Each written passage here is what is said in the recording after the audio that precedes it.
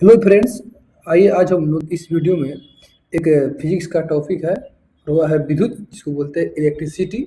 आज हम लोग इस टॉपिक में इसी के बारे में जानेंगे, यानी जितने भी ऑब्जेक्टिव क्वेश्चन बनेंगे उस सभी ऑब्जेक्टिव क्वेश्चन को हम लोग देखेंगे इस वीडियो में, जो आगामी परीक्षाओं के लिए काफ़ी महत्वपूर्ण साबित होंगे। तो चलते हैं पहले क्वेश्चन की ओर।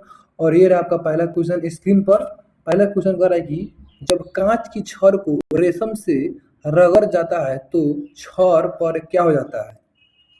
तो धनावेशित हो जाता है। क्या हो जाता है? धनावेशित।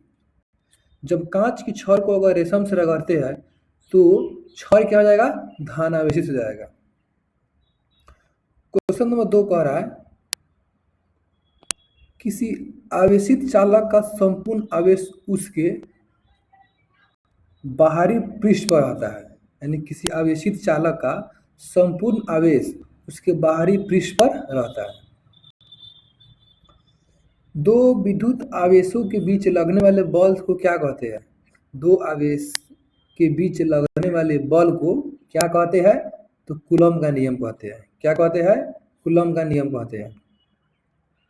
यदि विद्युत आवेशों के मध्य दूरी को आधा कर दिया जाए तो उनके मध्य विद्युत बल का मान हो जाएगा कि यदि दो विद्युत आवेशों के मध्य दूरी को आधा कर दिया जाए तो उनके मध्य विद्युत बल का मान हो जाएगा तो चौगुना हो जाएगा। हो जाएगा चौगुना हो जाएगा। समान आवेश में होता है, समान आवेश में क्या होता है? तो विकर्षण होता है। क्या होता है? विकर्षण। क्वेश्चन नंबर 6 कह रहा है कि जब एबोनाइट की छड़ को बिल्ली की खाल से रगड़ा जाता है तो एबोनाइट की छड़ पर क्या हो जाता है? तो ऋण आवेशित हो जाता है। ठीक है। क्वेश्चन नंबर 7 कह रहा है कि दो वस्तुओं का आवेशन किसके रूपांतरण के फलस्वरूप होता है? यानी वस्तुओं का आवेशन किसके स्थानांतरण के फलस्वरूप होता है? तो इलेक्ट्रॉन के स्थानांतरण के फलस्वरूप होता है। जैसे कि हम अपने दोनों हाथ को रगड़ेंगे तो क्या होगा? हाथ हमारा गर्म हो जाएगा, तो वही क्या हो रहा है? वह इलेक्ट्रॉन का स्थानांतरण हो रहा है। क्वेश्चन नंबर 8 कह रहा है कि आप कार में जा रहे हैं, यदि आसमान से बिजली गिरने वाली हो तो सुरक्षित रहने के लिए आप क्या करेंगे? तो गाड़ी की खिड़कियां बंद कर लेंगे। क्या कर लेंगे? गाड़ी की खिड़कियां बंद कर लेंगे। दो स्थिर आवेशों के बीच लगने वाला बल उनकी मात्रा के गुणनफल के अनुकरणुपाती तथा उनकी बीच की दूरी के वर्ग के व्युत्क्रमानुपाती होता है। यह किसका नियम है? तो कूलॉम का नियम है। किसी विद्युत परिपथ में इकाई धनावेश को एक बिंदु से दूसरे बिंदु तक ले जाने में किए गए कार्य द्वारा मापा जाता है। उन बिंदुओं के बीच के विभवांतर को, यानी किसी विद्युत परिपथ में इकाई धनावेश को एक बिंदु से दूसरे बिंदु तक ले जाने के लिए कार्य किया जाता है, उन बिंदुओं के बीच विभवांतर को मापने के लिए किया जाता है। धातुएं विद्युत की सुचालक होती है क्योंकि उनमें मुक्त इलेक्ट्रॉन होते हैं। निम्नलिखित में से कौन सर्वोत्तम विद्युत का चालक है? तो ऑप्शन नंबर डी, यानी चांदी क्या है? तो विद्युत का सबसे अच्छा चालक है। अति चालक का लक्षण क्या होता है? तो राइट आंसर होगा आपका उच्च प्रागम्यता। उच्च प्रागम्यता। निहित में से कौन अर्धचालक नहीं है? जर्मेनियम है, सिलिकॉन है, ठीक है। उसके बाद हो जाएगा आपका आर्सेनिक है, लेकिन सेलेनियम अर्धचालक नहीं है।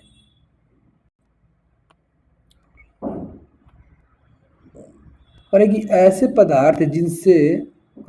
पदार्थ जिनमें सामान्य अवस्था में मुक्त इलेक्ट्रॉन नहीं होते, लेकिन विशेष परिस्थिति जैसे उच्च ताप या अशुद्धि मिलाने पर मुक्त इलेक्ट्रॉन प्राप्त किए जा सकते हैं, उसे क्या कहते हैं?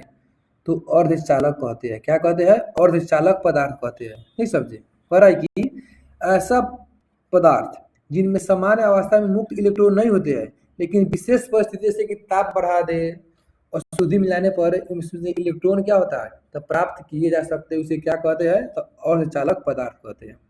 ताप बढ़ाने पर चालक के पदार्थ का विद्युत प्रतिरोध एवं विद्युत चालकता पर क्या प्रभाव पड़ता है?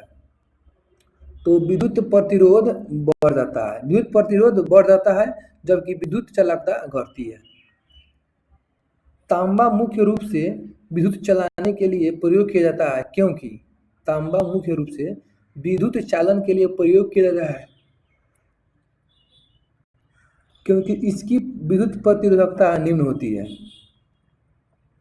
इलेक्ट्रिक करंट का यूनिट निम्नलिखित में से कौन सा है? इलेक्ट्रिक करंट का यूनिट निम्नलिखित में से कौन सा है? तो एम्पियर होता है। क्या होता है? एम्पियर। पर कि आपस में जुड़ी दो आवेशित वस्तुओं के बीच विद्युत धारा नहीं प्रवाहित होती है यदि वे समान विभव पर हो। इसीलिए प्रतिवर्ती धारा को दिष्ट धारा में किसके द्वारा बदला जाता है? प्रतिवर्ती धारा को दिष्ट धारा में किसके द्वारा बदला जाता है? तो रेक्टिफायर के द्वारा। विद्युत फिटिंग्स में एक तार को भूसमर्पित किया जाता है। इसका कारण क्या है? तो यदि लघु पतन हो जाए तो धारा भूमि में चली जाएगी। इसीलिए कि विद्युत फिटिंग्स में एक तार को भू संपर्कित किया जाता है। इसका कारण क्या होता है? तो लघु पतन हो जाने पर धारा जो है कहाँ चला जाता है? भूमि में चला जाता है। इसीलिए इसको बोलते हैं अर्थिंग। विद्युत उपकरण में अर्थ का प्रयोग होता है। क्यों? विद्युत उपकरण में अर्थ का प्रयोग क्यों होता है? तो सुरक्षा के लिए। गति के लिए, सुरक्षा के लिए। आदर्श वोल्ट मीटर की प्रतिरोधकता, इसको बोलते हैं रेसिस्टेंस, कितनी होती है? तो ऑप्शन नंबर जाएगा ए। ऑप्शन नंबर सी असीमित होती है। पर कि आदर्श वोल्ट मीटर की प्रतिरोधकता यानी रेसिस्टेंस कितनी होती है? तो असीमित होती है। 24 में कह रहा है कि किसी परिपथ में एक बिंदु पर मिलने वाली धाराओं का बीजीय योग होता है। तो बीजीय योग क्या होता है? शून्य होता है। एक चालक का प्रतिरोध 440 ओम, यदि इसे 110 वोल्ट के स्रोत से जोड़ा जाए तो कितनी धारा प्रवाहित होगी? तो ऑप्शन नंबर बी 0.25 एम्पियर। प्रतिरोध का मात्रा क्या होता है? तो प्रतिरोध का मात्रा होता है ओम। क्या होता है? ओम। कह रहा है कि घरों में लगे पंखे, बल्ब आदि लगे होते हैं, किस क्रम में लगे होते हैं? जो घर में पंखा लगा होता है वो होता है समानांतर क्रम में, यानी इसको बोलते हैं पैरेलल सीरीज में। जॉर्ज साइमन ओम ने किस वर्ष में समीकरण I बराबर V/R बनाया जो वोल्टेज, धारा और प्रतिरोध के बीच संबंध को दर्शाता है? यानी जो वोल्टेज, धारा और प्रतिरोध के बीच को संबंध को दर्शाता है। तो 1827 में। यदि किसी तार की त्रिज्या आधी कर दी जाए तो उसका प्रतिरोध क्या होगा? तो 16 गुना हो जाएगा। क्या हो जाएगा? 16 गुना। Option number D. एक विद्युत परिपथ में धातु के तार के दो सिरों के बीच विभवांतर भी उससे प्रवाहित होने वाली विद्युत धारा के समानुपाती होता है। यदि तार का तापमान समान रहे, इसे किस नियम कहा जाता है? तो ओम का नियम कहा जाता है। क्या कहता है? ओम का नियम। विशिष्ट प्रतिरोध का मात्रा क्या होता है? विशिष्ट प्रतिरोध का मात्रा क्या होता है? तो ओम मीटर। क्या होता है? ओम मीटर होता है। एक तार की लंबाई L मीटर, कि एक तार की लंबाई L मीटर है और तार को खींचकर उसकी लंबाई 2 मीटर कर दी जाती है, तब तार का प्रतिरोध क्या हो जाएगा? तो पहले का दोगुना हो जाएगा। पहले का दोगुना हो जाएगा। एक सामान्य शुष्क सेल में विद्युत अपघट्य होता है। एक सामान्य शुष्क सेल में विद्युत अपघट्य होता है तो अमोनियम क्लोराइड। शुष्क सेल के संबंध में लिखित विचार करना है। ठीक है, मिलान करना है और इसका आंसर होगा सी नंबर। तो 1 का 2 हो जाएगा, यानी ऋण इलेक्ट्रोड तो जिंक का बर्तन होता है। धन इलेक्ट्रोड कार्बन का छड़ होता है। इलेक्ट्रोलाइट तो अमोनियम क्लोराइड का पेस्ट होता है। उसके बाद विध्रुवक तो मैग्नीज डाइऑक्साइड होता है। एक कार बैटरी में प्रयुक्त विद्युत अपघट्य होता है। तो ऑप्शन नंबर हो जाएगा बी, यानी सल्फ्यूरिक अम्ल का। यानी कार के जो बैटरी होता है उसमें H2SO4 भरते यानी सल्फ्यूरिक अम्ल भरा जाता है। शुष्क सेल क्या है? शुष्क सेल जो है प्राथमिक सेल है, द्वितीयक सेल है। तो शुष्क सेल जो है ना वह है आपका प्राथमिक सेल है। लोहे के ऊपर जंग की परत चढ़ाने को क्या कहते हैं? तो गैल्वेनाइजेशन, ऑप्शन नंबर ए। विद्युत अपघट्य का क्रिया में किसी इलेक्ट्रोड पर मुक्त हुए पदार्थ की मात्रा संपूर्ण प्रवाहित आवेश के अनुपाती होता है। यह नियम क्या कहलाता है? तो यह नियम कहलाता है फैराडे के विद्युत अपघटन संबंधी प्रथम नियम। यदि किसी चालक की भौतिक अवस्था जैसे ताप उसके बाद आदि में कोई परिवर्तन ना हो तो चालक के सिरों पर लगाया गया विभवांतर उसमें प्रवाहित धारा के अनुक्रमानुपाती होता है। यह नियम क्या कहता है? तो यह नियम जो है ओम का नियम कहलाता है। फैराडे का नियम संबंधित है। फैराडे का नियम किससे संबंधित है? तो विद्युत अपघटन से। एक फ्यूज तार का उपयोग किसके लिए किया जाता है? तो ऑप्शन नंबर बी, अत्यधिक धारा प्रवाह के विद्युत परिपथ को तोड़ने के लिए।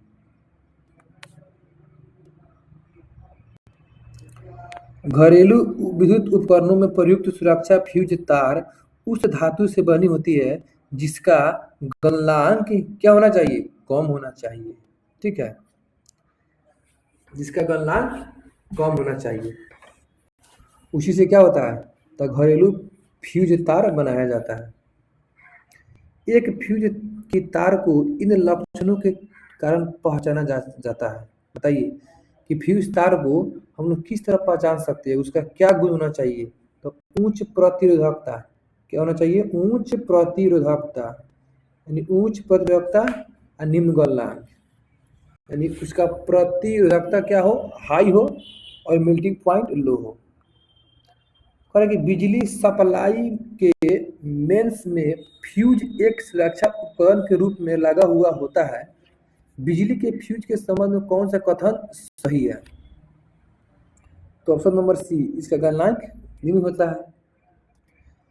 एक विद्युत सर्किट में एक विद्युत सर्किट में एक फ्यूज तार का उपयोग किया जाता है। क्यों? तो सर्किट में प्रवाहित होने वाले विद्युत धारा को रोकने के लिए। सर्किट में जो अगर धारा फ्लो हो रहा है उस क्या करेगा? तो उसको रोकने के लिए हम लोग क्या बोलते हैं? फ्यूज तार का उपयोग करते हैं। फ्यूज का सिद्धांत किस पर काम करता है? यानी फ्यूज का सिद्धांत जो है वह किस पर काम करता है? तो विद्युत का उष्मीय प्रभाव पर काम करता है।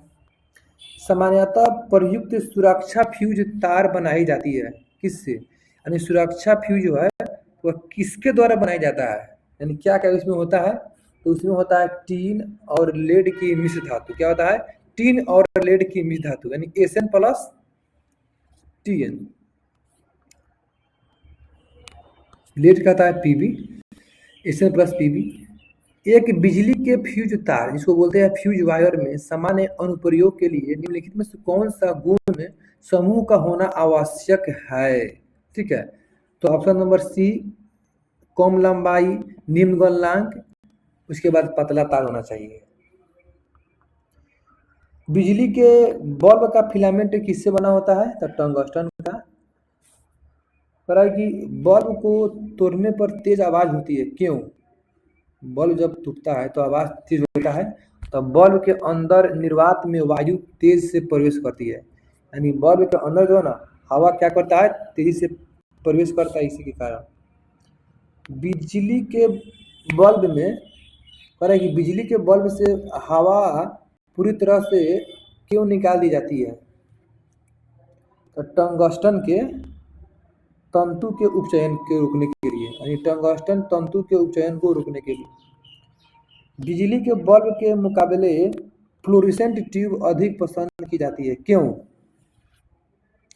तो ट्यूब में विद्युत ऊर्जा लगभग पूरी तरह से प्रकाश ऊर्जा में परिवर्तित हो जाती है। विद्युत बल्ब के तंतु के निर्माण में टंगस्टन का प्रयोग होता है क्योंकि इसका कारण क्या है? इसका कारण होता है उच्च गलनांक होता है। नाइक्रोम के तार हीटिंग के रूप में प्रयुक्त किए जाते हैं। क्यों? तो कह रहा है कि ऑप्शन नंबर बी और सी, यानी इसका विशिष्ट प्रचुर होता है, लाल तप्त होने पर ऑक्साइड नहीं बनता है, इसीलिए। ट्यूब लाइट में व्यय ऊर्जा का लगभग कितना भाग प्रकाश में परिवर्तित होता है? जो होता है ट्यूब लाइट, अगर है कि ट्यूब लाइट में जितना ऊर्जा खर्च होता है तो कितना भाग जो है प्रकाश में परिवर्तित होता है? तो ऑप्शन नंबर डी यानी 60 से 70% होता है। विद्युत धारा के ऊष्मीय प्रभाव पर आधारित घरेलू उपकरण कौन है? तो इनसे सभी है, यानी विद्युत हीटर है, बल्ब है, ट्यूबलाइट है। Option number D. कह कि 100 वाट वाले एक विद्युत लैंप एक दिन में 10 घंटे प्रयोग होता है, तो एक दिन में लैंप द्वारा कितनी ऊर्जा उपयुक्त होती है? तो इसका राइट आंसर होगा आपका ए नंबर। इसका फॉर्मूला होता है, यानी कह रहा है कि 100 तो 100 गुने 10 और बाटा में 100 1000 कीजिएगा तो चल आएगा। ठीक है, तो 3 को 0 कट गया, कितना बच गया? 1 बच गया, तो वही एक आएगा। कह रहा है कि एक 100 वाट का बिजली का बल्ब 10 घंटे जलता है, तो ₹5 यूनिट की दर से कितना खर्च होगा? सबसे पहले हम लोग निकालेंगे किस तरह, देखिएगा। 100 वाट कह रहा है तो 100 गुने 10 घंटा कह रहा है, इसीलिए 10 अब आटा में फॉर्मूला होता है 1000।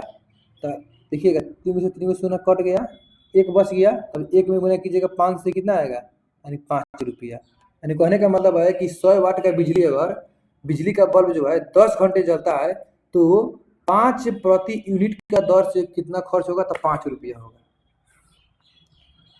फिर देखिए यहाँ पर कह रहा है कि 1000 वाट के विद्युत बल्ब को दिन में 10 घंटे प्रयोग लाया जाता है, तो बल्ब द्वारा 3 दिन में कितनी यूनिट ऊर्जा की खपत की जाएगी? तो हम लोग इसको क्या करेंगे, जिस तरह किए है उसी तरह करेंगे। यानी कह रहा है कि 100 तो 100 गुने 10 बाटा में 1000, 3 से 3 0 कट गया, बच गया 1। अब देखिए 1 में गुना करेंगे 3 से कितना आएगा? 3 नहीं आएगा। तो ऑप्शन नंबर इसीलिए क्या जाएगा इसका राइट आंसर होगा आपका ए नंबर, यानी 3.00। कह रहे कि एक सिलकियारा सुरंग में 200 वाट क्षमता के 15 को बल्ब लगातार 24 घंटे तक रोशनी किए जाते हैं, तो बिजली की खपत कितनी होनी चाहिए? जिस तरह हम लोग बताया है ऊपर वाला क्वेश्चन उसी तरह बनेगा। यानी कह रहा है कि 200 वाट तो 200 गुने 15 को बल्ब है तो 15, ठीक है। अब बाटा में कितना हो जाएगा? 1000। 2 से 2 0 कट गया, 2 पचे 10, 5 तिहाई 15। अब बताइए कितना दिन कह रहा है? कह रहा है कि लगातार 24 घंटे तक, इसीलिए 24 से गुना करेंगे 3 में तो 24 तिहाई 72। तो कितना आंसर आएगा इसका? 72 यूनिट। फिर देखिएगा कह रहा है कि एक विद्युत बल्ब में 100 वाट का है, एक दिन में 10 घंटे का उपयोग में लाया जाता है, तो 30 दिन में कितना यूनिट जो है खर्च होगा? तो हम लोग फिर बनाएंगे उसी तरह, यानी 100 गुने 10 बाटा में 1000, 3 से 3 0 कट गया, बराबर में कितना आएगा? 1। तो 1 गुने 30 करेंगे तो कितना आएगा? हमारा 30 नहीं आएगा। तो इसका राइट आंसर क्या होगा आपका? 30 आएगा, ऑप्शन नंबर सी। त्वरित चालक का आविष्कार किसने किया? तो बेंजामिन फ्रैंकलिन। यानी कहने का मतलब है कि किसने पता लगाया कि बादल में क्या होता है? आवेश होता है। तो बेंजामिन फ्रैंकलिन एक वैज्ञानिक थे, वही पता लगा। त्वरित चालक बनाए जाते हैं, यानी त्वरित चालक जो है वह बनाए जाते हैं तो तांबे के बनाए जा सकते हैं। कह रहा है कि कथन 1 और कथन 2 में दिया गया है और सही बताना है। कह रहा है कि कथन ए में कह रहा है कि त्वरित चालक इमारतों को नष्ट से बचाती है। फिर आर में कह रहा है कारण कि ये आवेश को पृथ्वी तक भेजती है। तो इसका राइट आंसर होगा आपका ए, यानी ए तथा आर दोनों सही है। आर ए का सही कारण है, यानी आर जो है ना तो ए का सही कारण है। यानी कह रहा है कि त्वरित चालक इमारत को नष्ट होने से बचाती है, ये आवेश को पृथ्वी के अंदर भेज देती है। विद्युत बल्ब, कह रहे कि विद्युत बल्ब का तंतु धारा प्रवाहित करने से चमकने लगता है, परंतु तंतु में धारा ले जाने वाले तार नहीं चमकते, इसका कारण क्या होता है? तो इसका कारण होता है आपका तंतु का प्रतिरोध तारों की अपेक्षा अधिक होती है। निम्नलिखित अधातुओं में से कौन सा विद्युत का चालक नहीं है? तो ऑप्शन हो जाएगा बी, यानी सिलिनियम जो है विद्युत का चालक नहीं होता है। शुष्क सेल बैटरी में निम्नलिखित में से किनका विद्युत अपघट्य के रूप में प्रयोग किया जाता है? तो अमोनियम क्लोराइड और जिंक क्लोराइड को, अमोनियम क्लोराइड और जिंक क्लोराइड को। सामान्यतः प्रयोग में लाए जाने वाले प्रदीप्त ट्यूबलाइट पर निम्नलिखित में से कौन सा अंकित होता है? तो ऑप्शन में हो जाएगा सी, यानी 6500 केल्विन। 6500 केल्विन कह रहा है कि जब दो या दो से अधिक प्रतिरोध को एक दूसरे के साथ क्रमवार जोड़ा जाता है तो वे जुड़े होते हैं। तो ऑप्शन नंबर ए, श्रेणी क्रम में। विद्युत उत्पन्न करने के लिए कौन सी धातु का प्रयोग किया जाता है? तो ऑप्शन नंबर हो जाएगा आपका यूरेनियम, ए। तो ये रहा विद्युत से संबंधित ऑब्जेक्टिव क्वेश्चन जो जितने भी कॉम्पिटिटिव एग्जाम होते हैं उसमें पूछे जाते हैं। तो आई होप, मैं ऐसा आशा करता हूँ कि यह वीडियो आपको अच्छा लगा होगा। तो फिर अगले वीडियो में जय हिंद, जय भारत।